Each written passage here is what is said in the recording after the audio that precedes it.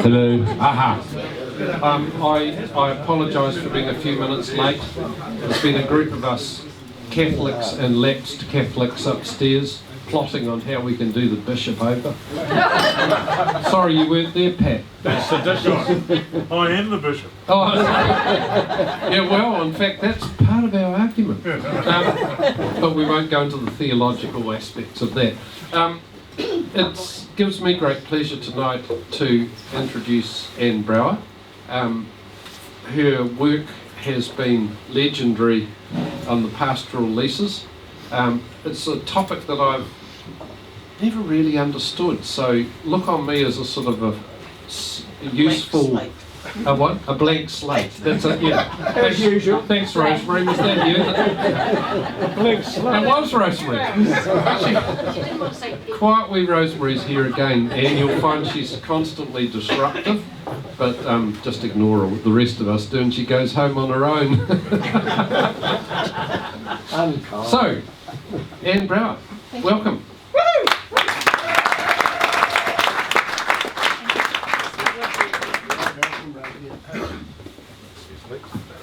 So thanks very much for coming tonight and sharing your Tuesday evening with me.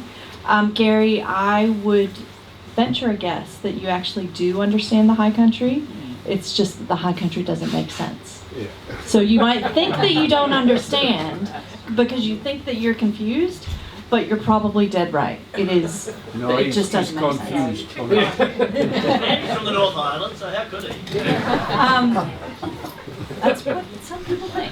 Anyway, so tonight what I'm going to do is I'm going to review very quickly about 12 years of research, and I'm not going to go into the detail of it, but I'm going to review it with a view to talk about an open discussion about the changes that have been proposed in the Land Act and the Crown Pastoral Land Act, because they are going to come to Parliament sometime, probably by the end of the year, I would think.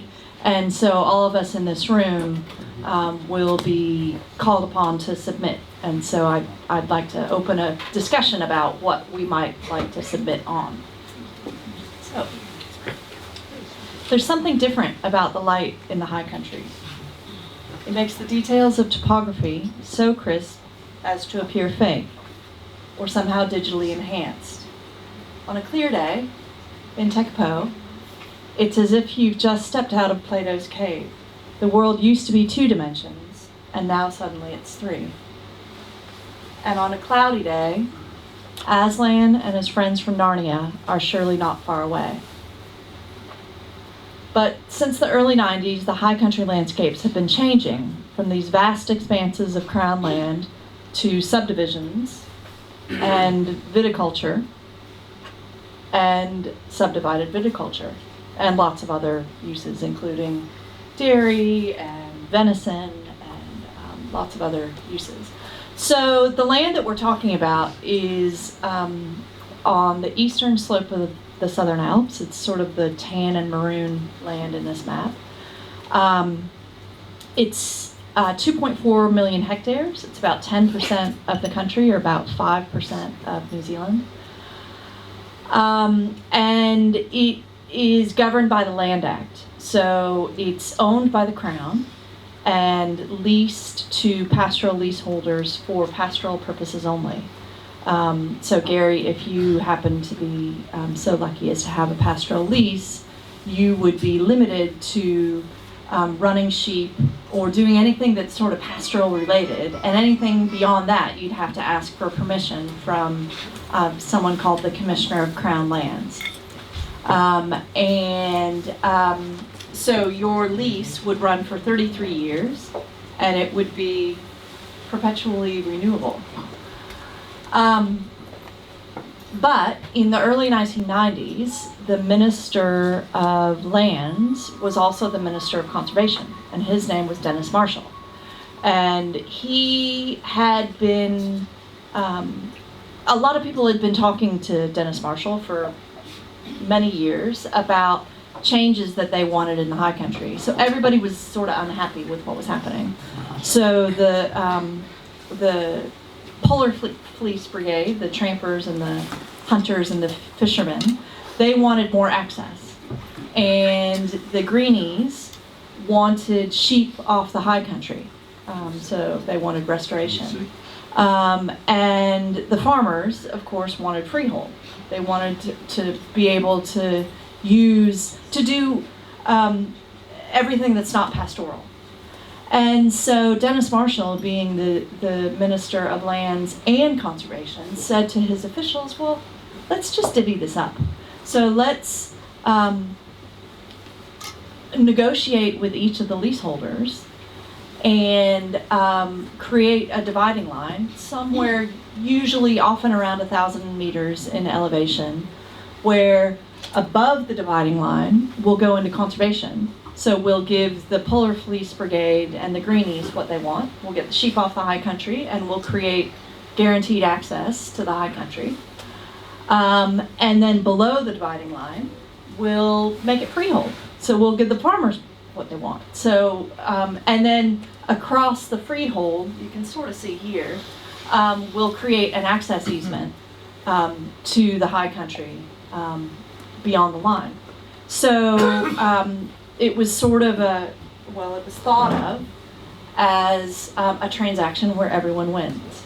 It was a sort of win-win solution for the high country, where everybody who was watching the high country, which I have to say wasn't very many people, but everybody was concerned. Everybody wanted something. And so the very few people who were watching the high country got what they wanted out of the high country. And so it was seen as a win-win solution. And this is an advertisement for Mount Rosa wines, which it's quite a nice wine, in case you've had it. And Mount Rosa wines and the majority of the other wines that come out of Central Otago come off of former Crown land. So you might remember that the wine industry in the 1990s, well, it sort of started in the 1990s. Well, that's also coincident with when all this land became available, because the Garys of the world didn't have to, or the Garys of Central Otago, I should say, didn't have to adhere to the pastoralism. They could do other things. And so Mount Rosa put up this advertisement where they actually described the history of the land, and it used to be Crown land, and it was covered in rabbits, and then it became freehold, and we could do all sorts of other things like wine, and it's a transaction where everyone wins. And so that question of who wins and how much, that's been something that has been a source of endless fascination for me for about, well over a decade, shall we say. And Mount Rosa is also interesting because there's also a subdivision on the front side of Mount Rosa on that Gibbston Valley Road. I'm sure you've seen it. And who can guess who lives in the Mount Rosa subdivision? Dennis Marshall. And I'm not implying anything by it. It's just a lovely little. No, I'm seriously. There's no corruption implied. So, in the early 1990s, they started this negotiation where one by one the Crown would negotiate with the leaseholders and decide on what land should be freeholded and what land should be conserved. And because it was a lease, and because those leases are heritable, so Gary could give it to his children, or he could also sell it, it's a compensable right. So when the Crown enters a negotiation with Gary, the Crown is going to have to recompense Gary for the property rights that he gives up. So basically, Gary, in this exchange, Gary's going to buy the freehold from us, the Crown, and the Crown, we will sell, we'll sell freehold to him, but we will buy Gary's grazing rights to to the tops. So over the past 25 years that this has been happening, closer to 30 years, about close to 500,000 hectares have been freeholded. and a little bit less than that have been conserved.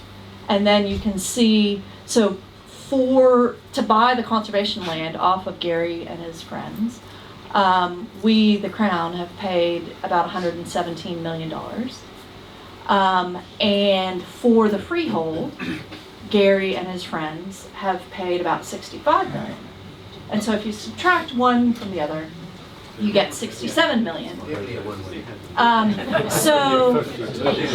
Right, so however many years ago, when I started studying this on my Fulbright grant, I got to this, the number was much lower then, it was 15 million. And I got to the negative 15 million and I thought, well, I can't, not knowing much more about these transactions, I can't tell you how much that number should be, but I can tell you it should be positive. that if you're selling land, and there were a couple of reasons for that. Number one, high country land is generally worth less than low country land. So like land on the lakefront, say Wanaka, Wakatipu, all that, tends to be worth more than land 1,000 meters above Lake Wanaka and Wakatipu. And also Gary's freehold rights, they're worth more than pastoral rights. And also more land is generally worth more than less land. So for all of those reasons, I was surprised that number was negative. And the minister at the time was also surprised, but not surprised enough to do anything about it. And so it's like Wanaka, but you can't really see it. But if you take the example of Lake Wanaka, around Lake Wanaka, so the reason that Lake Wanaka is so dark at night is because, except for the township itself, it's all in pastoral lease, or it was all in pastoral lease. So over this time period, about 5,000 hectares got conserved, and that's the upper land, and about 20,000 hectares got freeholded on the shoreline. And in these deals, the taxpayers, the Crown, paid Gary and his friends about $250,000. And the shorelines of Lake Wanaka have since developed. And then the question becomes, well, so once Gary gets the freehold, what does he do with it? And in answer to that, he's done a lot of different things. But he and his friends have on-sold about 15% of so they've subdivided and on-sold about 15%. And they've sold that for about $250 million.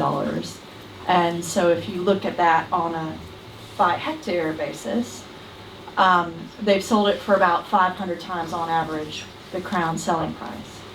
And I would just emphasize that 500 times that's not 500%. So if you want to think about it in terms of capital gains, it's closer to 50,000% capital gains. Sure. So. Well done, Gary. Anyone want a loan?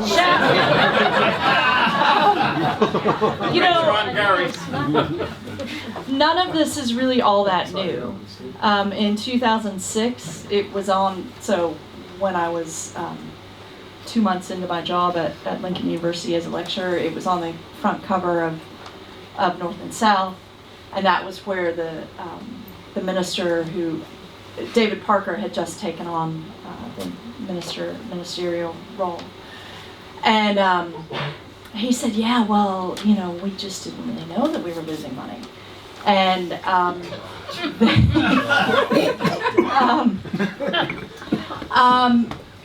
and around that time was when I acquired the nicknames of Chirpy Antichrist and Socialist Infection. So in 2018, there was a big story on the front page of the press. And, it's been front page news every year since 2006 at one time or another. So, none of this is news, really.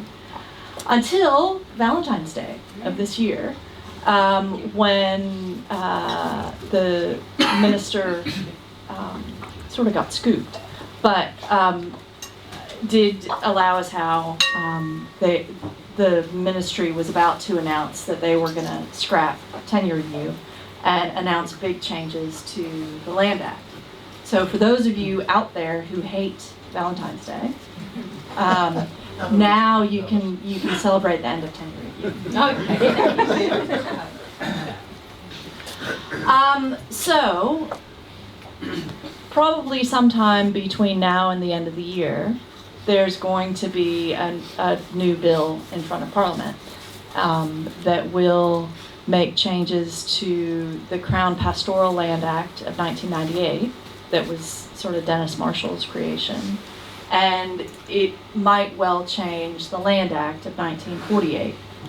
And I don't know who was in charge of that, but it was a long time ago. So what I want to do tonight is talk about my and my colleagues' views of how we should get it right this time. And so I'm going to go through the problems that I see with the current regime, the causes of those problems, and the solutions that we can see. And you are likely familiar with the Greenpeace protests in Mackenzie about a year ago. So in the last couple of years, the fights about the high country have centered in the Mackenzie.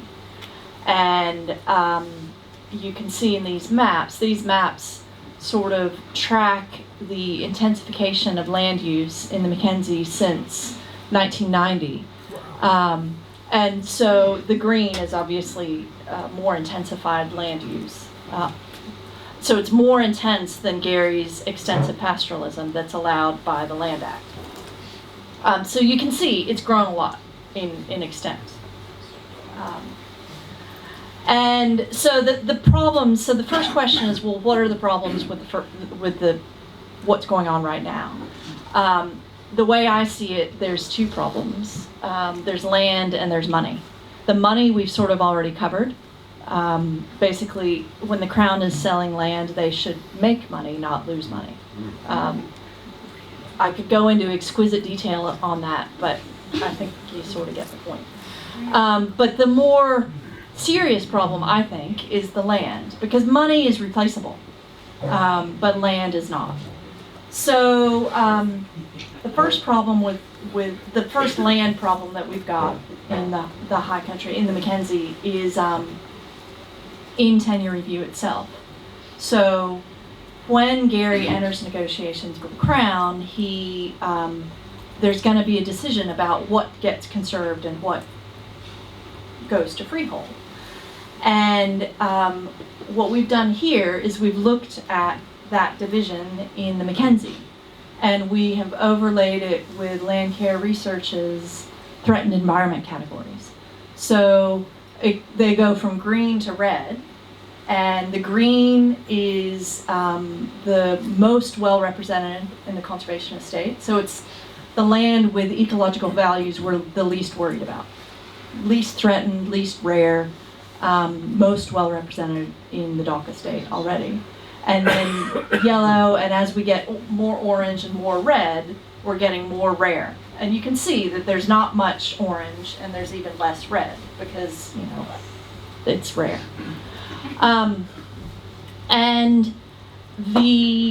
So then we've circled or put borders around the land that has gone to freehold. So you can see a pattern in the land that gets chosen to go into freehold. In that, is it more green or is it more red? More red. It's more red. So the more rare the ecological values that reside on that land, the more likely it is to go to freehold. And the more common the ecological values are on the land, so the more green, the more likely it is to go into conservation, because there's not much green that went into freehold at all. And Sue, I see you furrowing your brow, And I suspect that's quite similar to Gary saying, I've never understood the high country. I think you do understand it. I think it just doesn't make sense. So give yourself a little bit of credit. The other thing that we've done is, so this here, the stripy bits, those are the bits where the Department of Conservation ecologists sort of put lines on the map and said, these are the significant ecological values that we think should be conserved. So the stripy bits that have the big borders around them have also gone to freehold. And so here is a bigger map where these are all the stripy bits.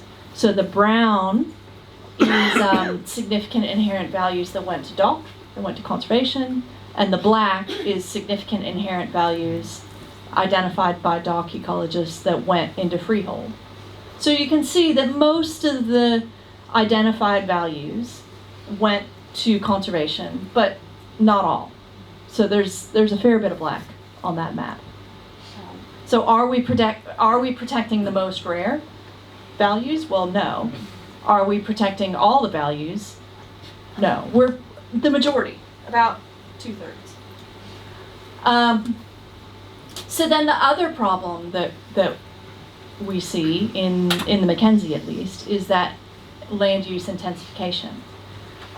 So between the advent of tenure review in the Mackenzie and now, in the past 15 years, the extent of intensive land use in the Mackenzie has about doubled.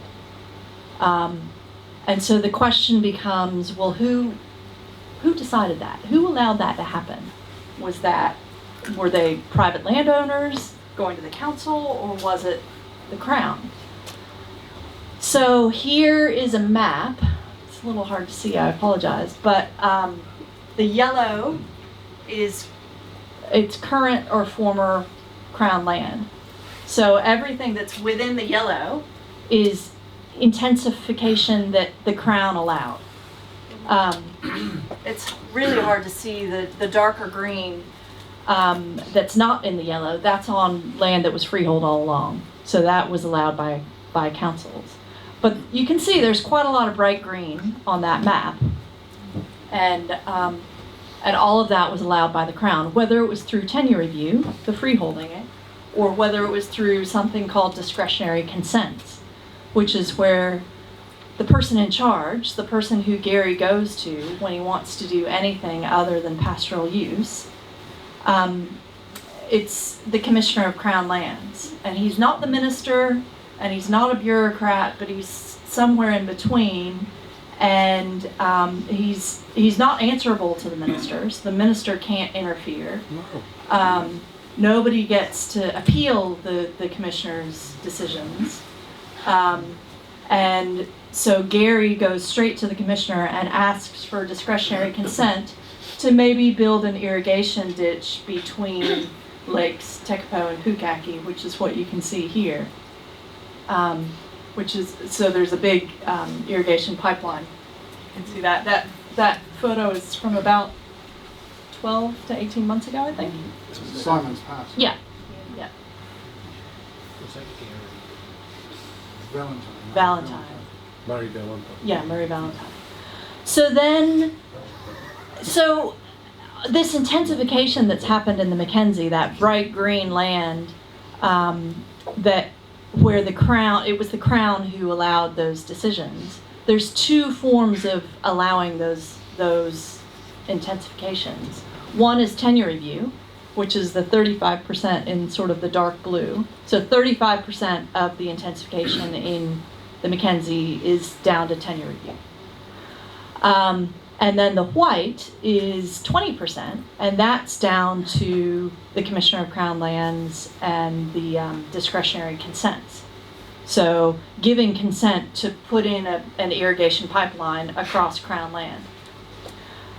So together they add up to just over half of the intensification in the Mackenzie was sort of, we have met the enemy and he is us. It was the Crown who decided that. So then the question becomes, well, over half of the intensification was allowed by the Crown. So, and the common denominator there is Gary's friend, the Commissioner of Crown Lands. To me, it seems fairly obvious, maybe, that a primary cause of what's happening is the unaccountability, the lack of appeal rights, the lack of public participation and public notification of anything that the Commissioner of Crown Lands does. Seems pretty fundamental, a pretty fundamental cause of what's going on. So over half of the intensification is down to the Commissioner. To me, and to my colleagues, I think a key thing that we want to be looking at in revising the Land Act and the Crown Pastoral Land legislation is looking at the role of the Commissioner. I think, I'm in the severe minority here, I think that we should axe the Commissioner. I think but failing that, I think we should bring the office of the Commissioner of Crown Lands into the 21st century, where anytime Gary wants to do something that's not pastoral, basically what we should do is we should treat the Land Act, which says you can do anything that's pastoral, extensive pastoralism, sheep, you go for it. Beyond sheep, we'll have to have a chat. So I think they should treat anything that's not pastoral the same way that you would treat a use that doesn't comply with a district or regional plan. So it should have to be notified. And once it gets notified, then neighbors and other people can participate, and we can go to hearings, and most importantly to me, we can appeal the decision. So if a decision gets made that we don't agree with, we can appeal it. And then the Environment Court becomes the ultimate arbiter. Right now, when it comes to tenure review, so the ownership of the high country, and when it comes to the land use of the high country, the Commissioner is the ultimate arbiter. There's not even the Minister. So we're in a situation now where the Minister of Lands is the same person as the Minister of Conservation. But even she can't, she doesn't have much power, if any, over the Commissioner. And I think we really need to look at that. So yeah, I think we should replace the Commissioner or ditch him. And anything that Gary wants to do should be publicly notified. Yeah. And Like breathing. but in addition, and you know, you don't want to minimize this, the Land Act and the Crown Pastoral Land Act, we're talking about 1.2 million hectares. So it's 5% of New Zealand. So what's remaining, what didn't get privatized already, is 1.2 million hectares, or 5%. So that's a whole lot of land. And this is one person who has a whole lot of power over a whole lot of land. I think we need a clear purpose for that land that is a little bit more clear than extensive pastoralism. And there is a hierarchy that's laid out in the Crown Pastoral Land Act, but as you can see in the pattern of red, orange, and green, LINZ, the Land Information New Zealand, has been very good at ignoring that hierarchy. So they're doing a really good job of freeholding land, but they're not doing a good job at what's at the top of that hierarchy, which is protecting ecological values. So we need a much more clear and unambiguous set of goals. And it needs to be quite clear what's at the top. And there should be no room for any balancing. So those are our suggestions, and I'm happy to answer any questions. Well, cool. And you're probably not.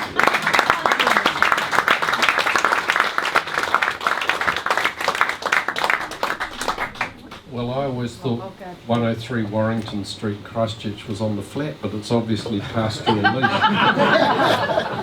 I used to describe our place as lower Cashmere, but now I'm... Right.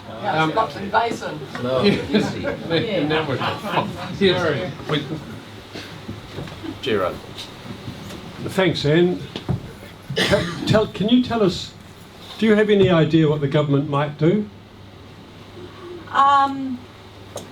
Well, so in February, the minister put out a discussion document that was about 60 or 70 pages long. It talked about a lot of things, but it wasn't, I can't give you like a list. I read the whole thing, but I didn't come away with a list of 4 things that they might do. One thing that they were quite clear on is they're going to retain the Commissioner of Crown Lands. So I'm in the severe minority here. Why? Well, I asked that too, and the answer was it's history. So it's sort of like the U.S. Electoral College.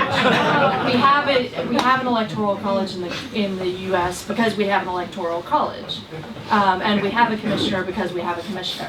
But I think it's not the minister. I think it is the state services or LINs. So who are they responsible to? Nobody.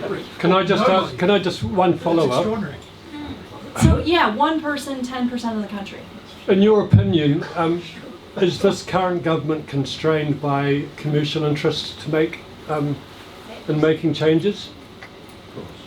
I think every government is constrained. Is New Zealand First going to stop this? Well, no. I don't think. I mean, I've talked to Winston Peters about tenure review, and he thinks it's a roar as well. But he can change his mind. So no, I don't think Winston Peters. I don't think New Zealand First will stop changes to the Land Act or to tenure review. No, I don't think so. But I think every government is subject to commercial. Pressures, sure. This is great, Anne. What I'm really curious about is sort of all the 2 major actors we've got in this picture right now are the Crown on the one side and DOC and sort of the in that space in the governance. On the other side, we've sort of got the private sector and individuals, property developers, sheep farmers, and so forth. I'm really curious, who's sort of the other players in this picture who are aiding or abetting this? And I'm thinking of sort of third-party entities like land trusts or QE2, or for instance farmers groups that might have that might be sort of sharing best practices across to not just sort of watch all this disintegrate. Who are those sort of third-party entities who are actually might be able to sort of break up this kind of trench warfare? Well, I think part of the reason why tenure review went the way that it did is because first of all, there aren't really land trusts. There is QE2 National Trust, but there aren't land trusts in the same way that you and I might be familiar with. Because I remember when I was first driving around the country looking at what was going on, I remember asking Sir Alan Mark about covenants. I said, well, surely this land that's getting freeholded will be under a covenant, which means it won't be developable. But then I started seeing for sale signs everywhere. And so, no, the land trust movement is not nearly as strong here. We could go in, we can talk about it afterwards, but there are some pretty strong structural reasons why land trusts don't operate in the same way here. Most of it has to do with tax. But there are interest groups that are involved. But one of the big question that I've been sort of wondering about for the last 15 years or so is everybody who was watching this called this win-win, but it was only win-win because nobody was counting how much the Crown was spending. And no one was counting how much the Crown was spending because the third party who should have been at the table was us, was the taxpayer, and the taxpayer got left out of all of this. Two questions. When you say no balancing, what do you mean by that? And secondly, does the Commissioner of Crown Lands decision, are they not subject to the RMA in the sense that, you know, that the effects and, I mean, like, if there is development on Crown land, do they not have to comply with the RMA? Yeah, well, no. Yeah, so pastoral land is sort of subject to the RMA, but one of my students asked the Commissioner of Crown Lands about cumulative effects, which is quite central to the Resource Management Act. And he said that no, he's not actually allowed to look at cumulative effects, which is actually quite similar to what I found out from the previous Commissioner of Crown Lands, whenever it was, 12 years ago. We were talking about sort of a landscape view of things, and he said, no, I'm not allowed to look at the effect on the neighboring property. I can only look at the effect on this particular property. Under the Commissioner's view of what he was allowed to do. Sorry, that's not quite my question. My question is, so the Commissioner must have regard to the Land Act and the Pastoral Land Act, or the second act in making his decisions, but is there not an overarching obligation to comply with the RMA separate to that, in the sense that that land is situated in a certain council area? Not in a straightforward way, because part of that is because councils always thought of this land as other.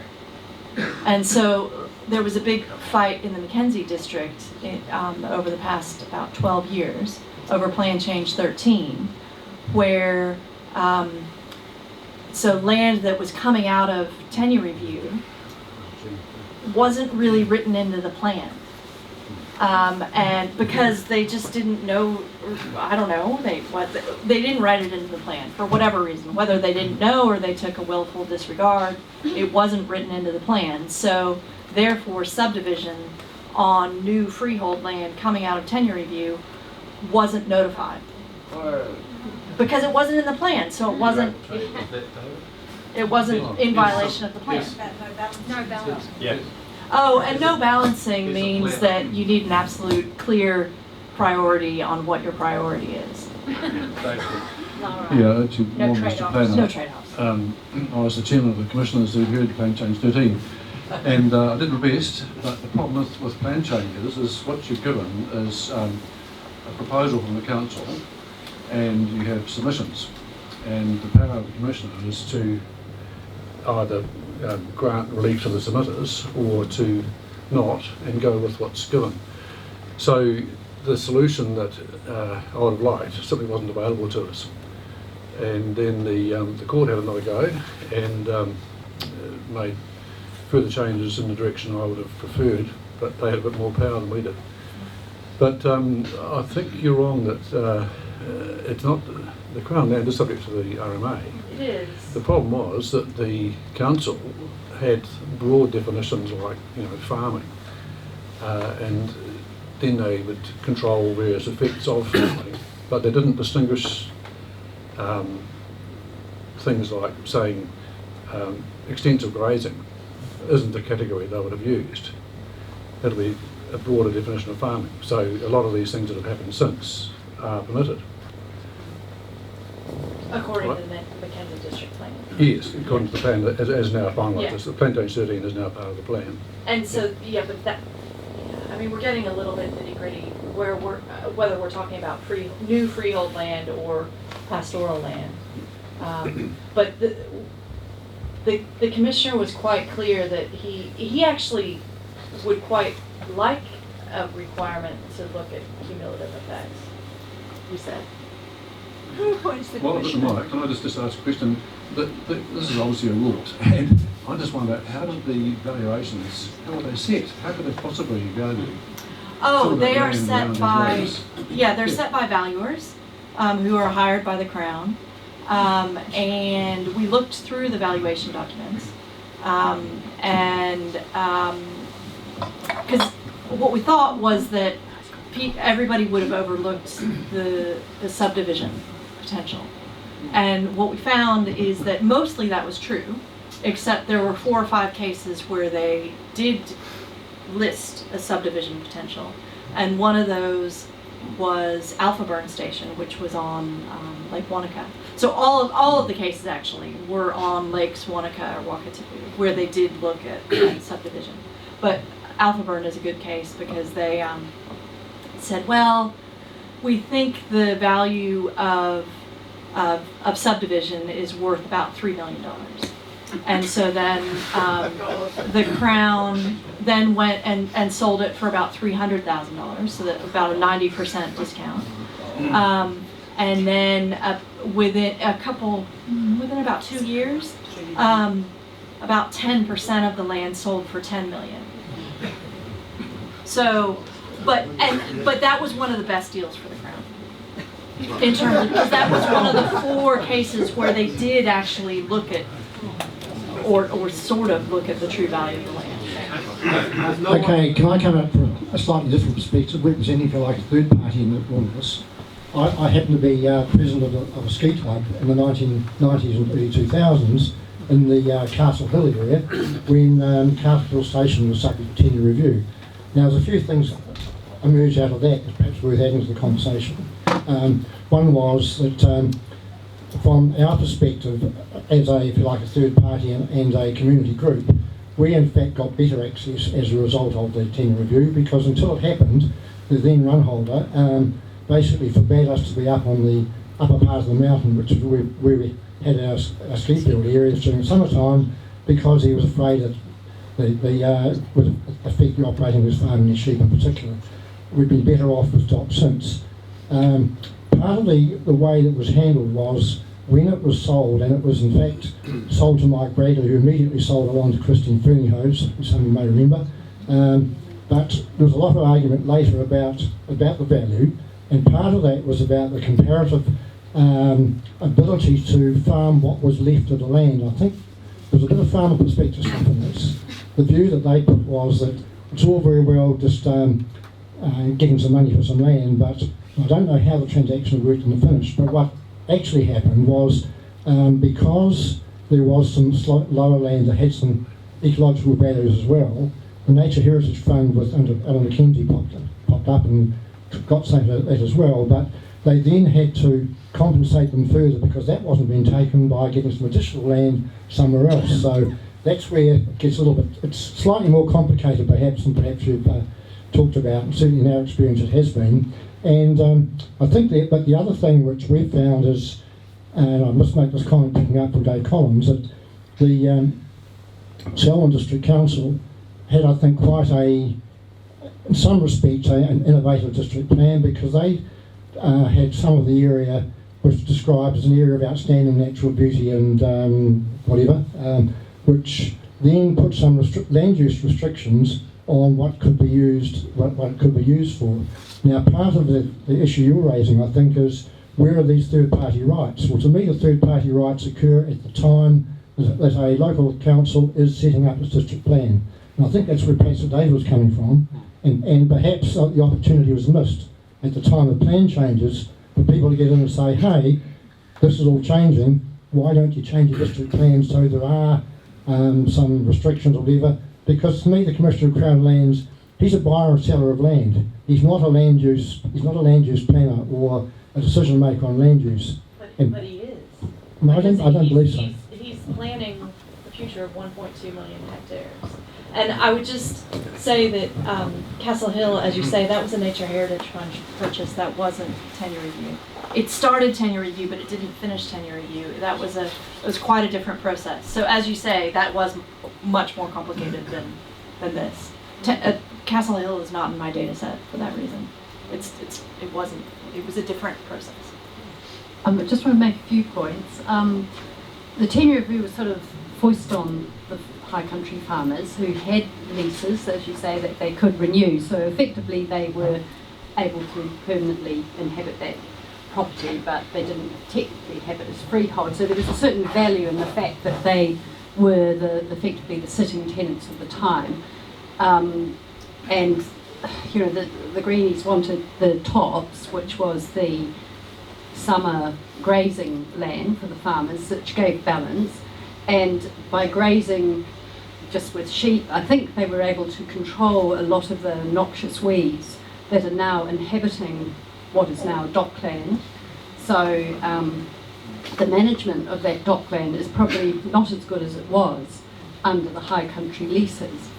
And as you say, they've lost those high country tops. So to sort of make those properties reasonably viable, some of them have now been able to put in a bit of irrigation, which has given them a bit of balance in their properties. I mean, when you read histories of the high country farmers, I mean, they'd have years where they'd be totally wiped out by a snow, and they were having all these natural disasters all the time.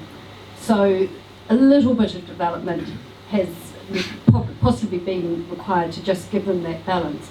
I think the Simons Pass example is extreme. There are controls, I think, on how that land is farmed, and you've got organisations like Federated Farmers and things that do speak on behalf of farmers to try and get a balance. I don't think that these farms have now become freehold. They can just go off and develop them without getting resource consents, and quite onerous, reasonably onerous procedures are in place. But it is, I mean, certainly Simons Pass is an example where a whole huge tract of land is now, you know, totally green. And certainly when you drive down through Mackenzie, it's not as got that brown tundra landscape. A lot of it still is, but it's certainly something like Simons Pass has greened it up. But in terms of the environment, it's not necessarily been that great to have some of that higher country grazed by a pastoral lease farmer. So it all started because the Greenies wanted to have this conservation area. So it is unfortunate that now, with the tenure review that's been going on for the last 10 or 20 years, suddenly we are seeing the greening of the Mackenzie country. I think there are controls over what Gary and the others can do with their land, but I think what these maps show is that those controls have been changing, and they've changed fairly quickly over the last 15 years. So, yeah. Right, Bruce. Thanks, Anne, for your talk, and I enjoyed your book about 10 years ago, I think, and was horrified at the time. I just want to bring in another aspect. Put the mic on your mouth, please. I just want to bring in another aspect, and thank you. And that is the dairy industry, and the role of the Dairy Industry Restructuring Act in Fonterra, which has really allowed the expansion, and almost to the point that Fonterra would prefer, is my understanding, Fonterra would prefer not to be collecting milk in the Mackenzie at all, but the gradual expansion of the boundary under the Act has had perverse consequences. And so it's the dairy return that drives, if you like, the irrigation and the change in the landscape. And of course, that whole Act is under review at the moment. It's a disaster in my view. Yeah. I think a lot of things drive changes in land use, and certainly dairy prices and lamb prices and wool prices all drive changes in land use. But I think what these maps also show is changes in land ownership allow those changes. They might not drive it, but they allow it. They make it possible. And that if there weren't that change in the ownership, a lot of those land uses that might well be driven by underlying economic forces like dairy price. It's the underlying structural thing. Yeah, but if it weren't for that change in ownership, the door wouldn't be open. That's my view, at least. Evening, Anne. Richard Sugate. I worked for Department of Conservation for 30 years, and during that time I had a lot to do with tenure review, more in different roles. And one stage for a year and a half I was on a committee that saw every substantive and preliminary proposal going through before it went to the minister. So I'm very familiar with the way that this process operates. And I could talk for a very long time about all this. I've just a couple of comments. One, that the farming community were very happy to have tenure review created because a lot of them wanted to do what they have done, which is to obtain freehold, which enabled them to get investment, be able to take out mortgages and develop the land. The land that has gone to dock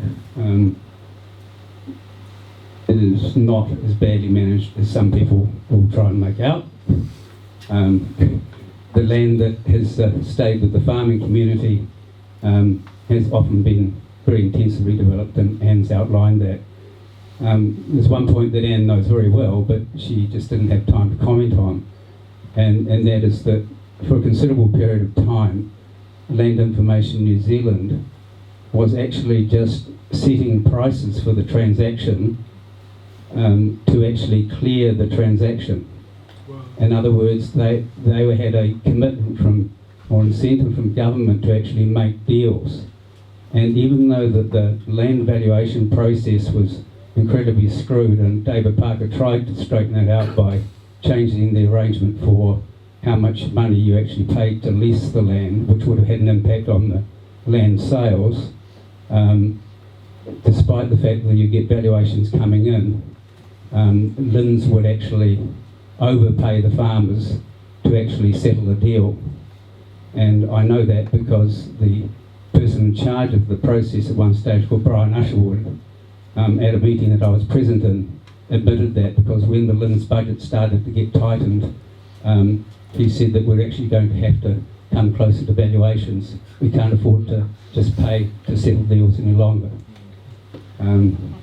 I do have a question though, Anne, and that is, do you think in the legislative changes, the farmers are going to run a case that you can't change the fundamental underlying principles in terms of balance, inverted commas, because they actually have contractual leases that are perpetuating, and therefore there will be an application of some kind of, shall we say, perpetual property right, and against the human rights legislation in New Zealand, etc., those sort of fundamental legal arguments. Yes, I think they will argue that, sure, but I think I think that is incorrect. There's a difference between a statutory lease and a common law lease, and these are statutory leases. There was a High Court case in 2009 that did confirm that these are statutory leases, which means that it's a contract, yes, but it's a contract that's defined by the statute, not defined by common law, that's immutable and or hard to change. Statute is easy to change.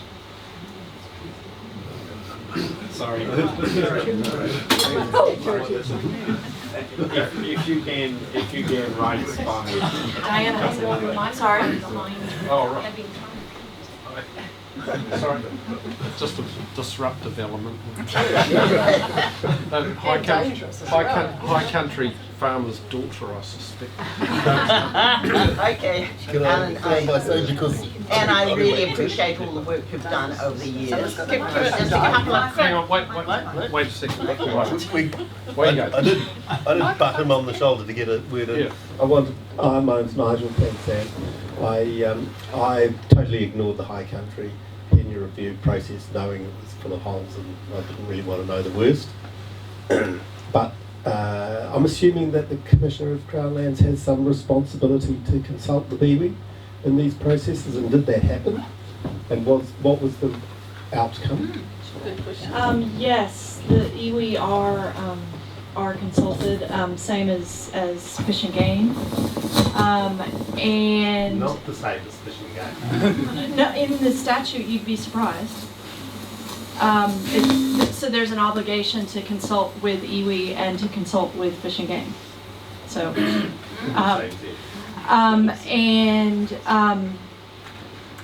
I talked with Naitahu. Again, this was years ago when I was just starting, about, so what happened when you did these consultations? And they consult on a one-by-one basis on each lease. But their response to me, again, this was years ago, so was that they entrusted their interest. They entrusted the Crown to look out for their interest. This was their answer to me. Yeah. And does that continue? So they consult on a lease by lease basis. So they're obligated to consult with iwi and Fish and Game. Hello. Is this on? Yeah. Yeah, and I really appreciate all the work you've done over the years. It's extraordinary that you've come in and done all this, and it hasn't been done within. So I just have a couple of comments. Just on the last one, there would have been complications in consultation with iwi, I think, because of the Mansell sale and the hole in the middle discussion. So the boundaries of where iwi had interests was abrogated by a hole in the middle, so of the high country, so it wouldn't have covered a lot of stations. The other thing is that not all farmers want a 10-year review. I would argue with that. And I have a point to make about that. I would urge anybody here that's interested in what's going on in Mackenzie to join Mackenzie Guardians. That's just an aside. And I do have a concern about, for all the good work that Doc does, about high country land going wholesale to Doc, because I do think there are farmers that can contain weeds, and good farming and weed-free farming has existed, and I'd like to cite my family is maintaining a island or weed-free high country for many decades. The thing that I really want to ask you is, in the future, when we're looking at who's going to control the high country and what our bargains are going to be driven, what are we going to do in terms of the current future demands to achieve carbon-free New Zealand, and what incentives are being researched now to actually incentivize people to destock? You know, one of the issues that are really extraordinary now is how the high country sheep farming has been overtaken by cattle farming, and the steers up on the high ranges that were never there for centuries, which has an effect. And of course, intensification of farming is also very greenhouse gas implications.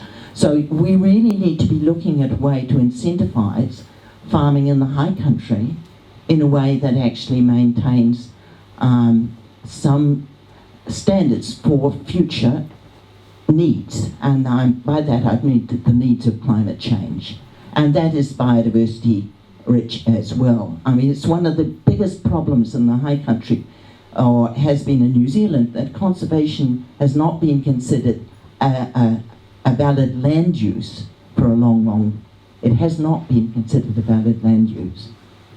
Yeah, the tussocks that we see in the high country, you know, the extensive grassland, it's one successional stage, but it's not, it might not be forever. And as you say, land values and sort of societal values for what we want out of public and private land change over time. And in 20 years' time, we might have a very different idea of what we want out of those landscapes. Last question, John. Well, it's not a question. Excuse me. It's not a question. It's just that was it. That was fantastic listening to that, because it was interesting for me, because I worked for the Lands and Survey in the 70s and the first part of the 80s until it was done away with. And I worked for two Commissioner of Crown Lands, the Southland and Otago. I was the building supervisor for both. And then, when they said, what does the commissioner do? He ran the department. He was just the head of department. He was the boss. And in them days, we were doing a lot of land settlement up in the high country. And that was brought in, remember, from after the war, to get the ex-servicemen on the land. And then when those few of them, those get the people that couldn't afford farms to get onto the land. So that took a lot of the area up and a lot of the work up. But we had the reserves department part as well. Right.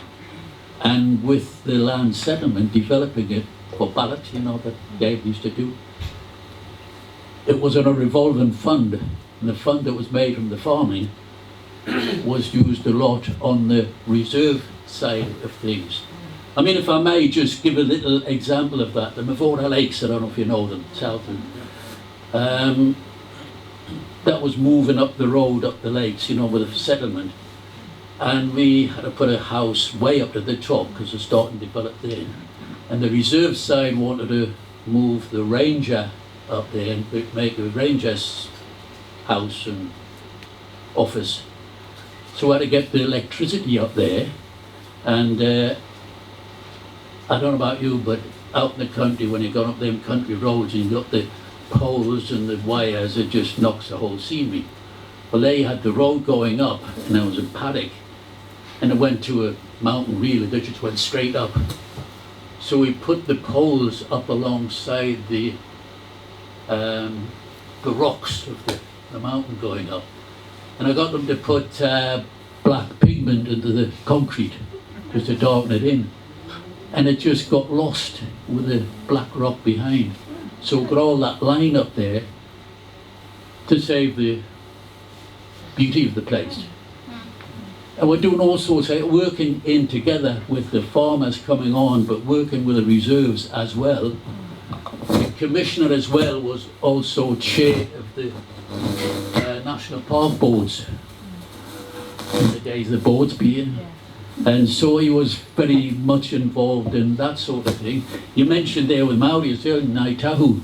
Work with Naitahu every season with the mutton bird season to make sure that everybody was safe and doing their job properly on the out in the Furbo Strait.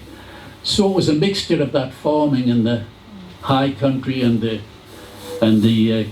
conservation, working with all the other organisations and that, so it all worked together under the Commissioner Crown Land.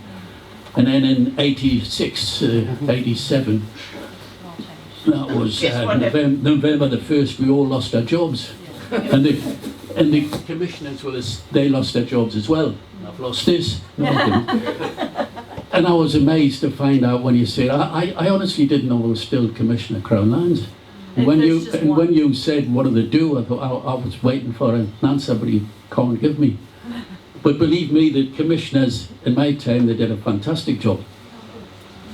So thanks, it was great. Oh, thank you. Yours great, not mine.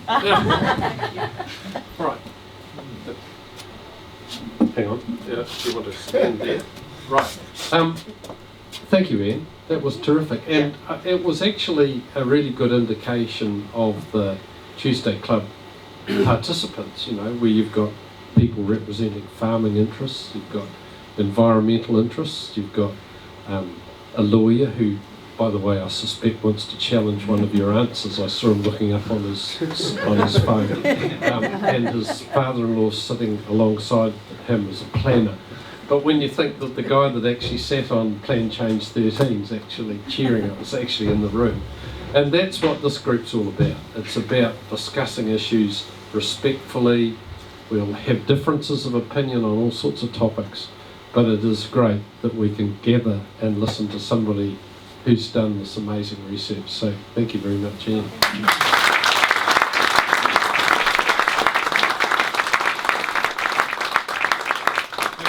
I also wanted to welcome two people here tonight. I wanted to welcome Sue McCormick, who's the new Chancellor of Canterbury University, who's here.